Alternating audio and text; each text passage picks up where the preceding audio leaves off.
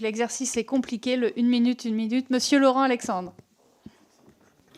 Monsieur le ministre, notre industrie, et notamment le secteur automobile, traverse une crise sans précédent avec des plans sociaux qui se multiplient. Votre responsabilité politique est directe dans ce désastre. Vous refusez de conditionner les aides publiques au maintien de la production en France. Vous refusez la mise en place d'un protectionnisme solidaire. À Rodez, les salariés de la Bosch n'ont pas été épargnés. 1300 emplois ont été supprimés. J'ai déjà vu dans ma circo la fonderie de Sam fermée. Ça en est beaucoup trop.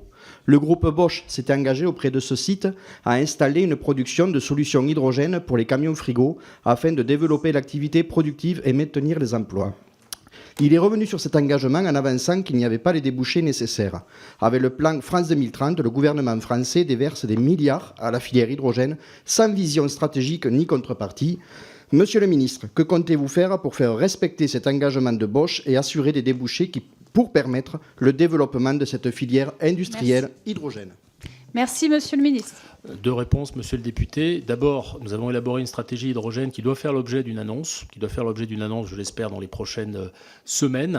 Nous sommes en phase de finalisation de cette stratégie au niveau interministériel. Et l'enjeu, c'est évidemment de donner des débouchés à l'ensemble des acteurs de la filière, à la fois sur les piles à hydrogène, à la fois sur les réservoirs à hydrogène.